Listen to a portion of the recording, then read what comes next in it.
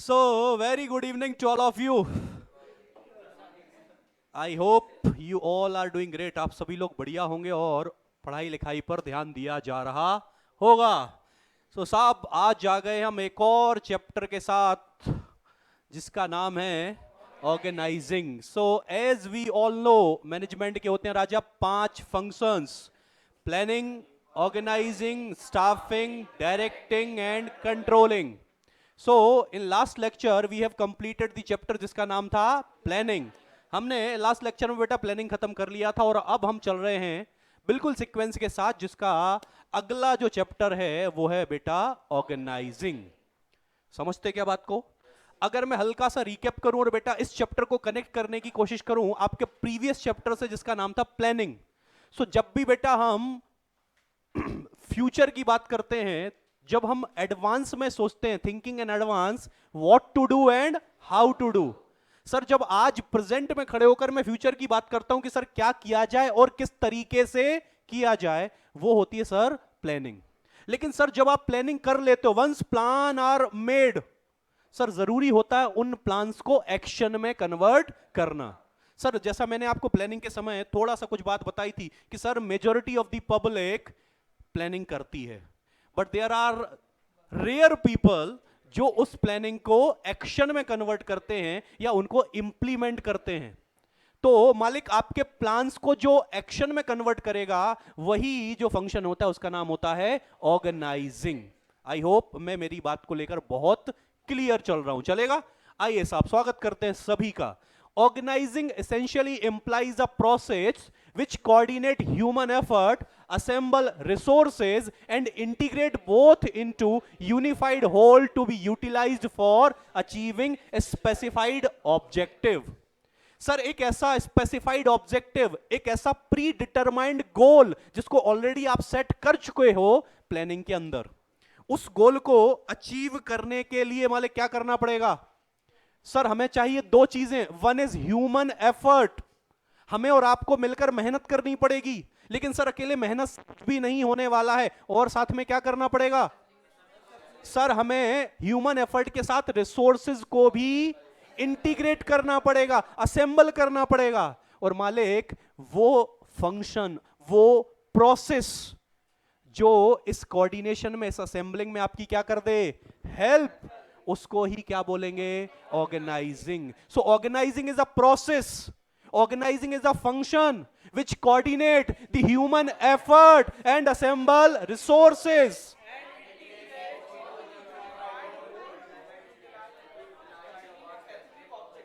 कितना क्लियर चल रहा ना मामला कि सर ऑर्गेनाइजिंग वो फंक्शन है, ऑर्गेनाइजिंग वो प्रोसेस है जो ह्यूमन एफर्ट को और रिसोर्सेस को असेंबल करेगा, उनको इंटीग्रेट करेगा और इनको डायरेक्शन प्रोवाइड करेगा towards the achievement of a specified goal, जो ऑलरेडी हम कहां पर सेट कर चुके हैं? प्लानिंग के अंदर. अरे हां, देखो यही लिखा है मालिक. Organising can be defined as process that initiates implementation of plan. Sir planning में हम पेपर वर्क करते हैं कि जिंदगी में मुझे इस गोल को अचीव करना है, लाइफ में मुझे आने वाले टाइम में ये चाहिए. लेकिन सर सोचने से तो मिलता नहीं है. सर हमें उस गोल की तरफ, उस मोटिव की तरफ कुछ ना कुछ एक्शन परफॉर्म करनी. तो ऑर्गेनाइजिंग वो फंक्शन है जो आपके प्लान्स को कन्वर्ट करेगा एक्शंस में. अरे हां या ना? अरे पक्का? पक्का? आइए साहब आगे बढ़ते हैं, क्योंकि ऑर्गेनाइजिंग क्या है? एक प्रोसेस है, और प्रोसेस है दैट सिंपली मींस कि इसमें कुछ तो स्टेप्स होने वाले हैं. सो अब हम आ गए सर प्रोसेस ऑफ ऑर्गेनाइजिंग के ऊपर. मैंने आपको बार बार बोला, हर चैप्टर में बोल रहा, आज वापस बोलता हूं कि सर जहां भी प्रोसेस आए आप उनके स्टेप्स को पहले तो अच्छे से समझें और उनको एज इट इज याद रखें, क्योंकि स्टेप्स कभी भी चेंज, सीक्वेंस इनका चेंज नहीं होता है. और majority of the case studies जो बनेंगी वो आपको प्रोसेस में से देखने को मिलेंगी ही. सो आइए साहब, स्वागत करते हैं सभी का. स्टेप्स किसमें है? Process of organising. ऑर्गेनाइजिंग की शुरुआत कहां से होगी सर? सबसे पहला स्टेप क्या लिखा है? Identification and division of work. आप मुझे बताओ मालिक, जब मैं प्लानिंग से आगे बढ़ जाता हूं, मतलब मैं आ जाता हूं ऑर्गेनाइजिंग पर, तो सर पहले से मेरे पास एक स्पेसिफाइड गोल, एक स्पेसिफाइड ऑब्जेक्टिव ऑलरेडी है जिसको मुझे अचीव करना है। सर उस गोल को अचीव करने के लिए जितनी भी एक्टिविटीज परफॉर्म करनी पड़ सकती हैं, उन एक्टिविटीज को हमने क्या करना है, आइडेंटिफाई करना है। मैंने आपको गोल दिया था कि सर हमने 12th के अंदर कितना स्कोर करना है, 95%। सर 95% स्कोर करने के लिए कौन कौन सी एक्टिविटीज परफॉर्म करनी पड़ेंगी, उन सारी एक्टिविटीज को आइडेंटिफाई करो मालिक। सो बोला identification and division of. Sir जब 95% को मैं अचीव करने के लिए सोचूंगा तो there are so many activities जो सारी की सारी मैं, अरे कुछ जिम्मेदारियां ऐसी होंगी ना जो स्कूल परफॉर्म करेगा, कुछ जिम्मेदारियां ऐसी होगी जो कोचिंग परफॉर्म करेगी, कुछ जिम्मेदारियां ऐसी होंगी जो दोस्त मित्र यार परफॉर्म, ऑब्वियसली बात है बेटा। तो सर मैंने क्या किया, पहले तो सारी एक्टिविटीज को आइडेंटिफाई किया, फिर मैंने डिवाइड कर दिया। सर हर एक्टिविटी को छोटे छोटे पार्ट में डिवाइड कर दिया, कौन सी एक्टिविटी कौन करेगा वो मैंने डिवीजन कर दिया। इसलिए पहला स्टेप बना identification and division of work. अब ऐसे थोड़ा सा इमेज, एक इमेज क्रिएट करो कि सर आपके रूम में बहुत सारी एक्टिविटीज पड़ी हैं, पूरा रूम भर गया है एक्टिविटीज से, लेकिन सर ये एक्टिविटीज तो क्या है, डिफरेंट नेचर की हैं, डिफरेंट टाइप की हैं। तो क्यों ना ऐसा करें कि सर जो सिमिलर नेचर की एक्टिविटीज हैं उनको रूम में ढूंढूं और अलग अलग ग्रुपिंग कर दूं। अरे क्या बात समझ में आ रही? सर ऑर्गेनाइजेशन के कॉन्टेक्स्ट में अगर बात करूं, सो द एक्टिविटीज और those activities which are relating with production are to be grouped together. Sir activities relating to human resource are grouped together. Sir activities relating to sales are grouped, क्योंकि अभी तो सब सारा सामान बिखरा पड़ा है। सर एक काम करो, जो सिमिलर नेचर की एक्टिविटीज हैं उन सबको क्या कर दो, एक साथ ग्रुप में बांध दो। सर ये ग्रुपिंग करने की प्रोसेस ही क्या कहलाती है, डिपार्टमेंटलाइजेशन। अरे समझते क्या बात को? सर क्या लिखा है देखो, वंस, क्या लिखा मालिक, once work has been divided into small and manageable activities, then those activities which are similar in nature। Sir आप एक साथ किसको रख सकते हो, जो नेचर में, अरे समझते क्या बात को? देखो लिखा है ना, विचार सिमिलर इन नेचर। मुझे बताओ तुम्हारी दोस्ती कभी ऐसे व्यक्ति से हुई है, ऐसे किसी बच्चे से हुई है जो तुम्हारे नेचर के बिल्कुल अपोजिट हो? सर पॉसिबल ही नहीं है। तुम दोस्त हो ही इसीलिए क्योंकि तुम जितने नालायक हो उससे ज्यादा वो नालायक है, तभी तो दोस्त हो। कभी तुमने देखा है कि क्लास का टॉपर और क्लास का सबसे गधा बच्चा दोस्त हो? ऐसा होता है? हो ही नहीं सकता सर। मतलब सर सिंपल, डिपार्टमेंटलाइजेशन वो प्रोसेस है जिसमें आप सिमिलर एक्टिविटीज को क्या करने वाले हो, ग्रुप करने वाले हो। अरे समझ में आती क्या बात? पक्का। स्टेप नंबर 1 क्या था? स्टेप नंबर 1 क्या था? Identification and division of work. Second क्या हो गया? Departmentalisation. Departmentalisation means grouping of similar activities. देखो लिखा ना, the grouping process is called departmentalisation. Sir अब आप फिर से इमेज क्रिएट करें कि सर बहुत सारी एक्टिविटीज क्या हो गई हैं, डिपार्टमेंट में बढ़ चुकी हैं, जिसको सो कॉल्ड हम बिजनेस के अंदर डिपार्टमेंट नहीं बोलते, सेल्स, परचेज, प्रोडक्शन, क्वालिटी, ऐसे होते हैं ना। लेकिन सर क्या अकेले डिपार्टमेंट बनाने से काम हो जाएगा? सर मुझे तीसरा क्या करना पड़ेगा? सर हम हमारे ऑर्गेनाइजेशन में देखेंगे कि जो एम्प्लॉय जिस तरह की स्किल रखता हो, जिस तरीके का कॉम्पिटेंस रखता हो, उसको उसी तरीके का काम असाइन कर देंगे। स्टेप नंबर 3 क्या आया? Assignment of duties. लो साहब स्वागत है स्टेप नंबर 3 के अंदर। Once department have been formed, each of them placed under the charge of. Sir जब डिपार्टमेंट बन जाए तो डिपार्टमेंट में हमने एक्टिविटीज को डाल दिया है, एक्टिविटीज को करने के लिए अब क्या चाहिए? लोग। तो हर डिपार्टमेंट में हम इंडिविजुअल्स को ड्यूटीज क्या करने वाले हैं? असाइन करने वाले हैं। उन इंडिविजुअल को हम ये बोलेंगे कि मालिक आपको जो डिपार्टमेंट दिया गया है आप उसके लिए पूरे के पूरे जिम्मेदार हो। अरे समझते क्या बात को?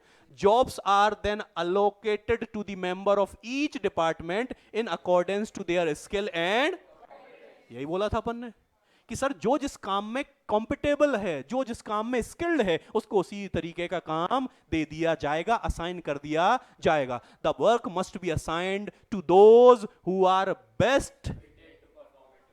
सर हम ऑर्गेनाइजेशन में उस व्यक्ति को वो काम देंगे जो उस काम को करने में बेस्ट हो। अरे चलेगा क्या? पक्का? सर पहला स्टेप क्या था, वापस बोले? Identification and division of work, second departmentalisation, third. अच्छा आप मुझे बताओ, मैंने आपको काम असाइन कर दिया, मैंने बोला बेटा ये होमवर्क करके आना, मैंने बोला ये काम करके लाना है, क्या इससे आप काम कर लेते हो? नहीं।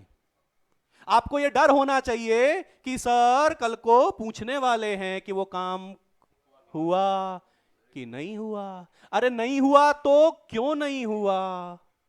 Who is responsible? Who is accountable? अरे हाँ या ना? Sir step number 4, Establishing reporting relationship. Sir एक वर्ड समझते हो, सुपीरियर सबॉर्डिनेट। अरे ऑर्गेनाइजेशन के अंदर मालिक अब रिलेशन स्टेब्लिश होने वाला है सुपीरियर और सबॉर्डिनेट का। हम ये रिलेशन स्टेब्लिश कर देंगे, एम्प्लॉय को पता होना चाहिए कि who is to report whom. अरे as an employee of the organisation मुझे पता होना चाहिए कि मुझे रिपोर्ट किसको करना है, मुझे ऑर्डर किससे लेने हैं। अरे हाँ या ना? यही होता है sir establishing reporting relationship. Each individual should also know who has to take order from and to whom he is. Sir organisation के अंदर हर एम्प्लॉय को पता होना चाहिए कि मालिक मुझे किससे ऑर्डर लेने हैं और किसके लिए मैं अकाउंटेबल हूं। अरे क्या बात समझ में आती है? कितने स्टेप हो गए? 4। पहला क्या था?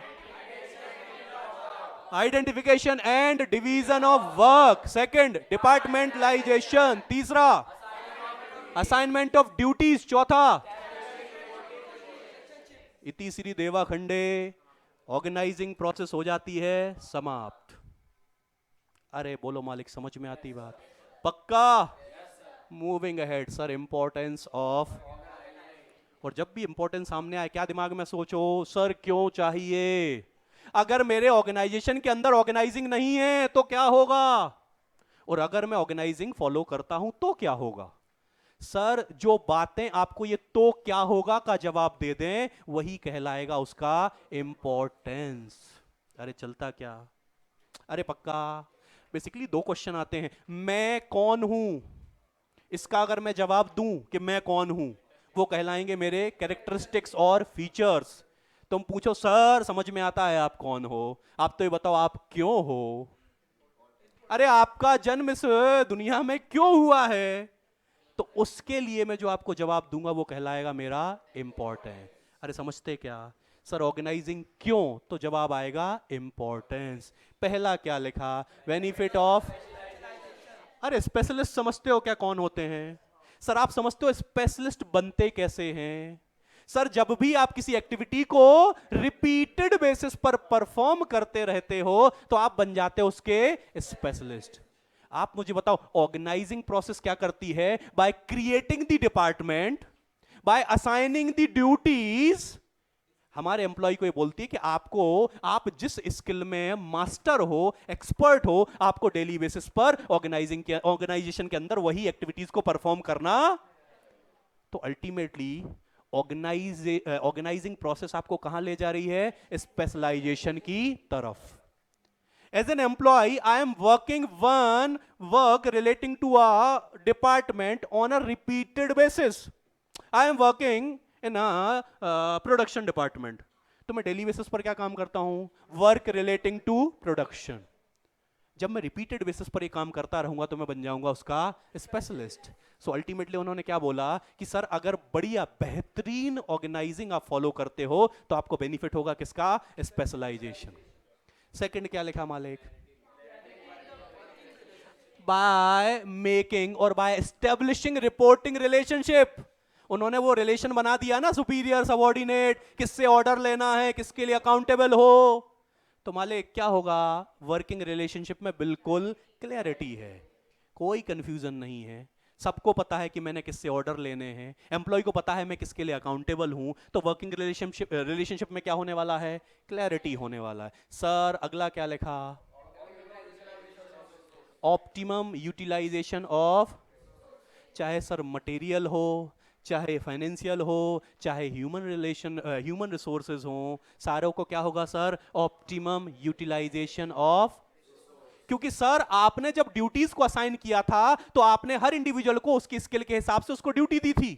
यहां पर कोई भी ड्यूटीज का रिपीटिशन, जब sir there is no duplication of duties, no duplication of effort, तो सर कहीं ना कहीं रिसोर्सेज भी वेस्टेज नहीं होंगे, चाहे मैन हो, चाहे मटेरियल हो, चाहे मशीन हो, चाहे मनी हो। All resources are fully and optimally utilised. अगला सर अडेप्टेशन टू, सर अगला क्या लिखा है, अडेप्टेशन टू चेंज। सर जिस एनवायरमेंट में आपका बिजनेस काम कर रहा है वो एनवायरमेंट का नाम होता है business environment, which is dynamic, which is dynamic in nature, which is ever changing। आप मुझे बताओ जिस एनवायरमेंट में आप काम कर रहे हो अगर वो चेंज होगा तो क्या आपको बदलते वक्त के साथ बदलना नहीं पड़ेगा अपने आप को? क्या ऑर्गेनाइजेशन को अपनी प्रोसेस चेंज नहीं करनी पड़ेगी? क्या काम करने का तरीका नहीं चेंज करना पड़ेगा? Answer is yes. तो बेहतर ऑर्गेनाइजिंग प्रोसेस आपको इस लायक बनाएगी कि बदलते वक्त को आप इजीली अडॉप्ट कर पाएं। अरे समझते क्या बात को? देख लो एक बार क्या लिखा है, the process of organising allow a business enterprise to accommodate changes in the business environment, it allow the organisation structure. Sir अच्छी ऑर्गेनाइजिंग प्रोसेस आपको इस लायक बनाएगी कि आप अपने ऑर्गेनाइजेशन के स्ट्रक्चर को चेंज कर सकते हो एनवायरमेंट के चेंज के हिसाब से। अरे समझते क्या बात को? सर अगर मार्केट में रहना है आपको फॉलो करना पड़ेगा किसको? बिजनेस एनवायरनमेंट को। सर अगर मैं नहीं फॉलो करूं तो बेटा आप मार्केट से बाहर हो जाओगे। बदलते वक्त के साथ आपको चलना पड़ेगा, चाहे वो ऑर्गेनाइजेशन हो चाहे वो इंसान हो। अगर आप भी अपने आप को बदलते वक्त के साथ नहीं बदलोगे बेटा तो आप ये पाओगे कि आपको पता भी नहीं चलेगा और आप इस दुनिया की रेस से कब के बाहर हो चुके। अरे समझते क्या बात को? आगे आ जाते हैं सर। इफेक्टिव, सर आप समझ कर देखो जो मैनेजमेंट है ऑर्गेनाइजेशन का, जो एडमिनिस्ट्रेशन है बहुत इफेक्टिव होने वाला है। अगेन कैसे होगा सर इफेक्टिव? क्योंकि ऑर्गेनाइजिंग की जो प्रोसेस है वो रिपोर्टिंग रिलेशनशिप स्टेब्लिश करने वाली है। एक रिलेशन बनने वाला सुपीरियर और सबऑर्डिनेट का, एक सर चैनल बनने वाला है जिसमें सबको ये पता रहेगा कि हमने किससे ऑर्डर लेने हैं, हम किसके लिए अकाउंटेबल। तो आप सोच कर देखो ऐसा ऑर्गेनाइजेशन जिसके अंदर रिपोर्टिंग रिलेशनशिप क्लियर हो, ये एम्प्लॉयज को पता हो कि हमने किससे ऑर्डर लेना है, किसके लिए हम अकाउंटेबल हैं, क्या वहां का मैनेजमेंट, क्या वहां का एडमिनिस्ट्रेशन बढ़िया नहीं होगा? वही तो लिखा है सर, इफेक्टिव एडमिनिस्ट्रेशन। अगला क्या लिखा sir? Development of person. Sir जो आपके एम्प्लॉइज हैं जो इस ऑर्गेनाइजेशन में काम कर रहे हैं, क्योंकि ऑर्गेनाइजिंग की प्रोसेस एक कॉन्सेप्ट लेकर आती है जिसका नाम है डेलीगेशन। डेलीगेशन का मतलब क्या होता है? Downward transfer of authority from superior to. अभी हम आगे इसको पढ़ेंगे डिटेल्ड में, बट फिलहाल डेवलपमेंट ऑफ पर्सनल कैसे होता है उसके लिए मुझे आपको वो वर्ड को हल्का सा तो मुझे समझाना ही पड़ेगा। डेलीगेशन में क्या कर रहा है सर? सुपीरियर अपनी अथॉरिटी दे रहा है किसको? सबऑर्डिनेट को। और सबऑर्डिनेट सर काम कर रहा है किसका? सुपीरियर का। तो आप मुझे बताओ सर बिना मैनेजर बने, मैं मैनेजर लेवल का काम कर रहा हूं, तो कल को जब सही में मैनेजर बनाया जाएगा या बनने के लिए बात आएगी तो क्या मैं मैनेजर बनने के लायक हूं या नहीं हूं? सर बिल्कुल हो, क्योंकि आप तो ऑलरेडी मैनेजर का काम ही। मेरा डेवलपमेंट उस वक्त हो गया था जब मैं मैनेजर नहीं था, अब तो आप मैनेजर बना रहे हो तो कोई दिक्कत। So through the proper delegation sir कहीं ना कहीं जो एम्प्लॉइज होते हैं, जो वर्कर्स होते हैं, उनका डेवलपमेंट बहुत अच्छे लेवल पर होता है। और ये डेलीगेशन कहां होता है सर? ऑर्गेनाइजिंग प्रोसेस के अंदर। तो अगर आप ऑर्गेनाइजिंग को फॉलो करते हो तो सर कहीं ना कहीं थ्रू डेलीगेशन आप अपने एम्प्लॉइज का डेवलपमेंट बहुत बेहतर ढंग से कर सकते। क्या बात समझ में आती है? पक्का? सर वापस आओ, कितने इंपॉर्टेंस थे सर? आ जाओ सर, सबसे पहला क्या था?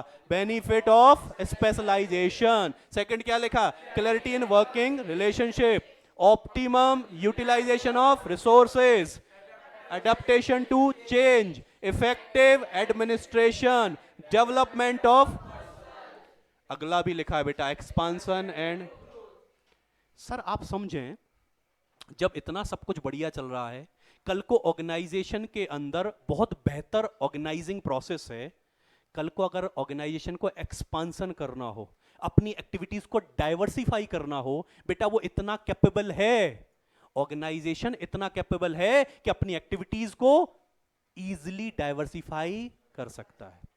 वो इजीली बेटा नए डिपार्टमेंट ऐड कर सकता है, वो इजीली नई एक्टिविटीज ऐड कर सकता है, वो इजीली नए प्रोडक्ट ऐड कर सकता है, और by making a proper diversification वो इजीली ग्रोथ कर सकता है, अपने आप को एक्सपांड कर सकता है। और ये सारा फिर किससे मिलेगा? ऑर्गेनाइजिंग से। तो ये 7 पॉइंट बेटा कहीं ना कहीं आपको इंपॉर्टेंस बताते हैं किसके? ऑर्गेनाइजिंग के। बोलो मालिक, यहां तक क्या बात समझ में आती है? पक्का? कोई डाउट, कोई टेंशन, कोई परेशानी, कोई समस्या? मूविंग अहेड सर, नेक्स्ट है organisation structure.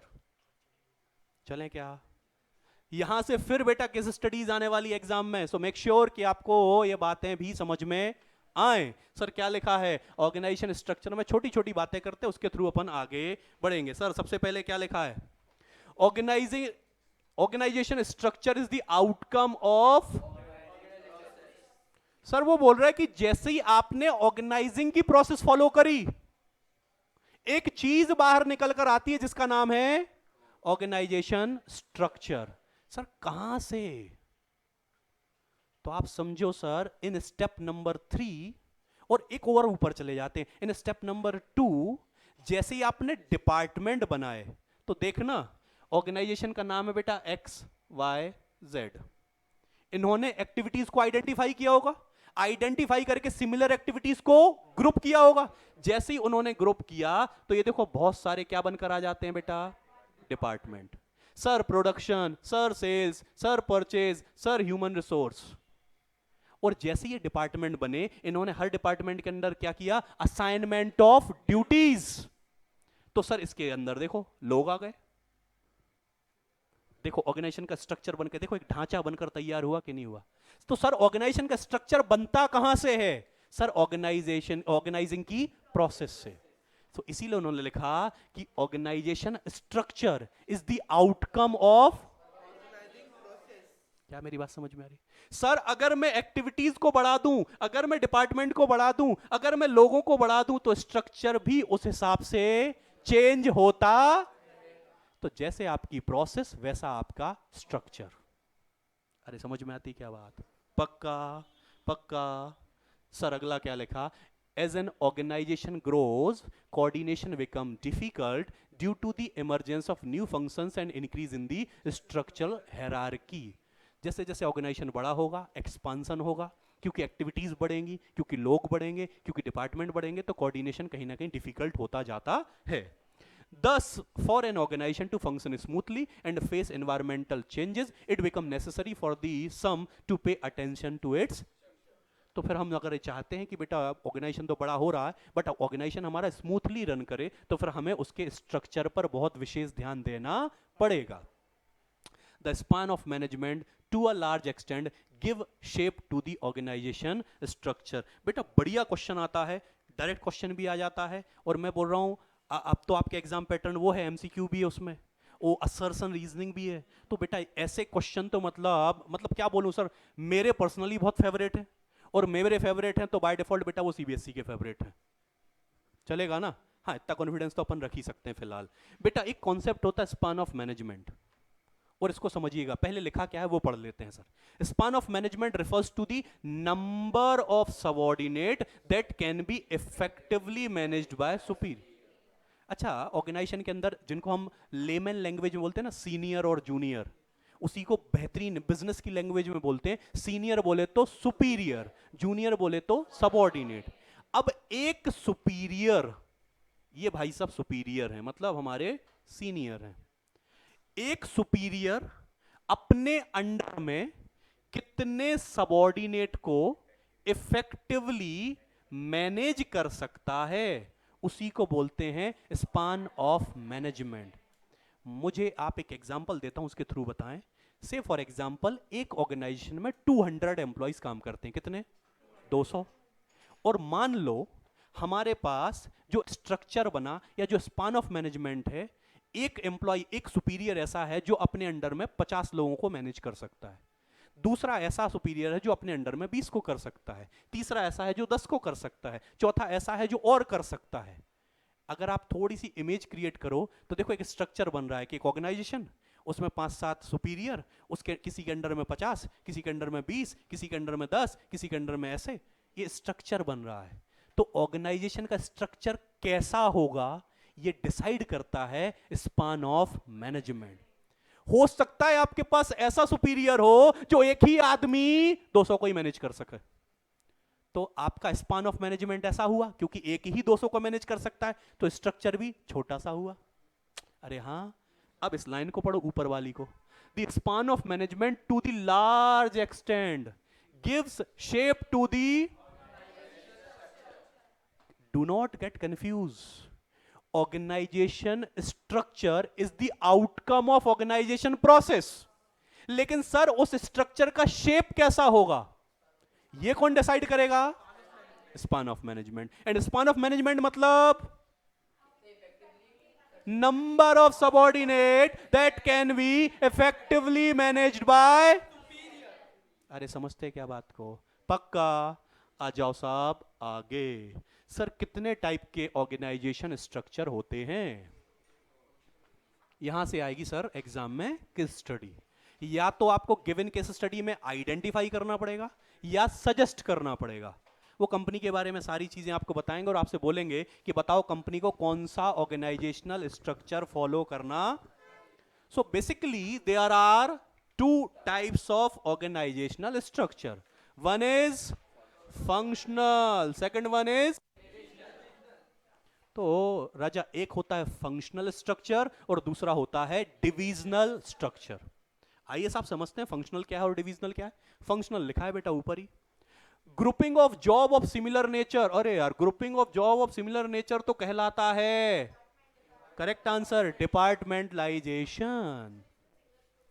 Under functional and organising these major function as a separate department create a functional. और कितनी सिंपल बात बोल रहे हैं कि सर फंक्शनल स्ट्रक्चर वो स्ट्रक्चर है जिसके अंदर हम सिमिलर टास्क को, सिमिलर जॉब को ग्रुप कर देते हैं, मतलब हम डिपार्टमेंट बना देते हैं। अरे हाँ ना, यही तो बोलो, डिपार्टमेंट बना देते हैं और हम पूरे ऑर्गेनाइजेशन को स्ट्रक्चर देते हैं एज पर दी फंक्शंस परफॉर्म्ड। क्या बोला मैंने? सर हम ऑर्गेनाइजेशन को स्ट्रक्चर दे रहे हैं, ऑर्गेनाइजेशन में जिस हिसाब से फंक्शंस परफॉर्म किए जाते हैं उस हिसाब से। तो अगर मैं पूरे ऑर्गेनाइजेशन को स्ट्रक्चर दे दूं एज पर दी फंक्शंस परफॉर्म्ड, फंक्शंस परफॉर्म्ड मतलब कौन से? सर सेल्स भी होती है, सर परचेज भी होता है, सर प्रोडक्शन भी होता है, सर ह्यूमन रिसोर्स भी होता है। मैंने मेरे ऑर्गेनाइजेशन को स्ट्रक्चर दिया एज पर दी या अकॉर्डिंग टू फंक्शंस परफॉर्म्ड। तो जब भी ऑर्गेनाइजेशन का स्ट्रक्चर डिसाइड होता है फंक्शंस परफॉर्म्ड के हिसाब से, उसको बोलते हैं फंक्शनल स्ट्रक्चर। जैसे से फॉर एग्जांपल अपन एक स्ट्रक्चर बना लेते हैं। मान लो अपने ऑर्गेनाइजेशन का नाम है बेटा स्टडी आइलैंड क्लासेस, बोलो चलेगा? अब मैंने क्या किया, इस ऑर्गेनाइजेशन का ना मैं स्ट्रक्चर बना रहा था। मैंने कहा हमारे यहां कौन कौन सी एक्टिविटीज परफॉर्म होती हैं। मैंने कहा सबसे पहली एक्टिविटी होती है टीचिंग, चलेगा, पढ़ाने का एक डिपार्टमेंट है।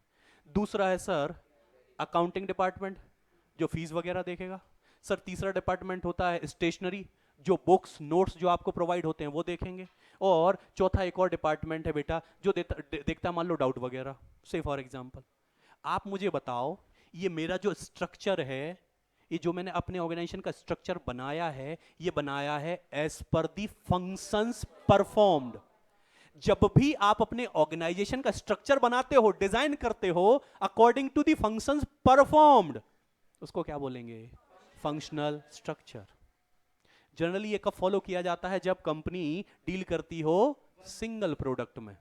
अगर आपकी कंपनी, आपका organisation single line of product में, जैसे हम सिंगल प्रोडक्ट में डील करते हैं, commerce, so if organisation is dealing in a single line of product, तो फिर उनके लिए फंक्शनल स्ट्रक्चर बढ़िया होता है, सुटेबल होता है। चलेगा क्या? आओ साहब आगे पढ़ते हैं। आगे सर फायदे क्या क्या हैं, देखो वो लिखा है, functional structure lead to occupational. अच्छा आप मुझे बताओ, क्या मैं स्टेशनरी में इन्वॉल्व हूं? क्या मैं अकाउंटिंग में इन्वॉल्व हूं? मैं अपने स्ट्रक्चर में केवल किस में इन्वॉल्व हूं? टीचिंग में। तो मैं कल को किस में स्पेशलाइज हो जाऊंगा? उस ऑक्यूपेशन में, उस काम में। कौन सा? टीचिंग। तो सर उन्होंने बोला कि जो फंक्शनल स्ट्रक्चर होता है वो कौन सा स्पेशलाइजेशन देगा? Occupational specialisation. It promote control and coordination within, क्योंकि बेसिकली हमने हमारे ऑर्गेनाइजेशन को जो स्ट्रक्चर किया वो डिपार्टमेंट के बेसिस पर ही किया है। थर्ड क्या लिखा बेटा? It help in increasing managerial and operational efficiency and this result in increased profit. It lead to minimal duplication of effort. It makes training of employees easier as the focus is only on limited range of skills. It ensures the different functions get due attention. Disadvantages भी कुछ दिए हैं, लेकिन मैं आपको ले चलता हूं डायरेक्ट सुटेबिलिटी के ऊपर, क्योंकि सुटेबिलिटी को ही पढ़कर आप डिसाइड कर पाओगे कि फंक्शनल स्ट्रक्चर कब आपने एग्जाम में लिखना है। आओ साहब एक बार सुटेबिलिटी पर नजर मार देते हैं। क्या लिखा? It is most suitable. कब है भाई साहब most suitable? When the size of organisation is, तो ये आ गया पॉइंट नंबर 1 कि कब आपने गाइड करना है कि कंपनी को, ऑर्गेनाइजेशन को फंक्शनल स्ट्रक्चर फॉलो करना चाहिए। सर जब ऑर्गेनाइजेशन का साइज क्या हो? लार्ज हो। बहुत बढ़िया। दूसरा डाइवर्सिफाइड बेटा एक्टिविटीज बोला है, प्रोडक्ट नहीं बोला है। सर ऑर्गेनाइजेशन बहुत बड़ा है और उनकी जो एक्टिविटीज, जो परफॉर्मेंस ऑफ एक्टिविटीज है वो बहुत ज्यादा है, नंबर ऑफ एक्टिविटीज परफॉर्म की जाती हैं, ठीक है। And operation require a high degree of operation, मतलब वो जो एक्टिविटीज परफॉर्म की जाती हैं वो एक्टिविटीज के अंदर क्या चाहता है ऑर्गेनाइजेशन? कि स्पेशलाइजेशन आए। तो फिर उस केस में हमने फंक्शनल स्ट्रक्चर को फॉलो करना। 3 बातें कौन कौन सी? Sir organisation is very large, has a diversified activities and require a operational specialisation. अगर ये 3 कंडीशन फुलफिल हो जाती है मालिक, तो उस केस में आपको आंसर लिखना है फंक्शनल स्ट्रक्चर। और मैंने आपको एक शॉर्टकट तो दे ही दिया है कि if organisation is involve in a single line of product, तो उस केस में फंक्शनल स्ट्रक्चर बढ़िया या सुटेबल फॉर्म ऑफ स्ट्रक्चर होता। क्या बात समझ में आती है? मूविंग अहेड सर, दूसरा स्ट्रक्चर आपकी स्क्रीन पर है, डिविजनल स्ट्रक्चर। क्या लिखा है? This is particularly true for those enterprise which have, sir divisional structure उन ऑर्गेनाइजेशन के लिए बढ़िया है जो मल्टीपल लाइन ऑफ प्रोडक्ट में डील से। Take example of Reliance. Reliance कितने सारे प्रोडक्ट में है सर, कितनी सारी कैटेगरी में है, आप सोचो। टेलीकम्युनिकेशन में वो है थ्रू जियो, पेट्रोलियम में वो है थ्रू उनके पेट्रोल पंप, आपने देखे ही होंगे। अरे समझ रहे बात को? रिलायंस फ्रेश इलेक्ट्रॉनिक्स में है, ज्वेलरी में है, डिजिटल में है, देख लो लाइन लग गई। तो सर क्या इनको फंक्शनल स्ट्रक्चर फॉलो करना चाहिए डिविजनल? तो सर एज पर दी डिस्कशन, अगर आपकी enterprise more than 1 category of the product में है तो उसको फिर डिविजनल स्ट्रक्चर फॉलो करना चाहिए। अभी मैं बना के भी बताऊंगा कैसे। जैसे अपन ने एसआईसी का बनाया था, मैं एसआईसी का ही बना के बताऊंगा। अगर एसआईसी के पास मल्टीपल प्रोडक्ट होते तो क्या करता, आइए पहले पढ़ लेते हैं।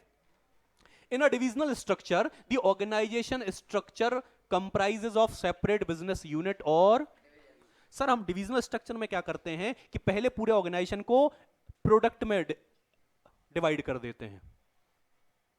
जैसे हमने अभी फंक्शंस में डिवाइड किया था। अगर मल्टीपल प्रोडक्ट होंगे तो रिलायंस का प्रोडक्ट नंबर 1 टेलीकम्युनिकेशन, दूसरा पेट्रोलियम, तीसरा मान लो क्लोथ्स, चौथा ज्वेलरी। हमने पहले पूरे स्ट्रक्चर को डिवाइड कर दिया किसमें? प्रोडक्ट में। और हर प्रोडक्ट कहलाएगा एक सेपरेट डिवीजन, और फिर उस डिवीजन के अंदर उसके अपने इंडिविजुअल क्या होंगे? फंक्शंस। क्या मेरी बात समझ में आ रही? आगे क्या लिखा है, each unit has a divisional, हर आदमी को हम रिस्पॉन्सिबिलिटी दे देंगे और उसको हम बोलेंगे डिविजनल मैनेजर। बोलो साहब, समझ में आती बात? सर फायदे क्या क्या हैं? सर फायदे क्या क्या हैं? फायदा नंबर 1, पहला आएगा प्रोडक्ट।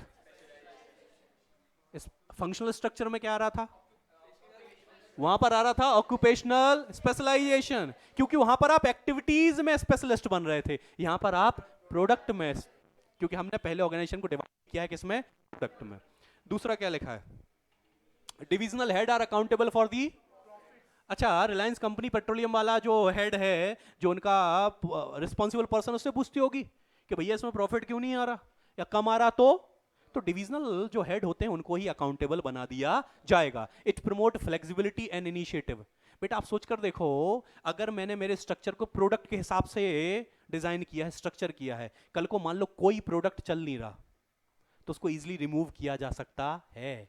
मान लो एक और नया लॉन्च कर दिया तो उसको इजीली ऐड किया जा सकता। फ्लेक्सिबिलिटी बहुत है, आसानी बहुत है किसमें? डिविजनल स्ट्रक्चर के अंदर। It facilitate expansion and growth, उसी के थ्रू बताया है। और जैसा मैंने बोला था, मैं आपको बना के बता देता हूं। एसआईसी अभी मान लो किसमें है बेटा? कॉमर्स में। मान लो एसआईसी ने बेटा नया प्रोडक्ट लॉन्च कर दिया, साइंस, आर्ट और जो भी स्ट्रीम होती है मान लो, तो अब क्योंकि पहले कॉमर्स था तो आसान था, अब तो सर मल्टीपल प्रोडक्ट हो गए, तो मैं पहले पूरी इंस्टीट्यूट को किस में कन्वर्ट करूंगा? डिवाइड करूंगा प्रोडक्ट के हिसाब से।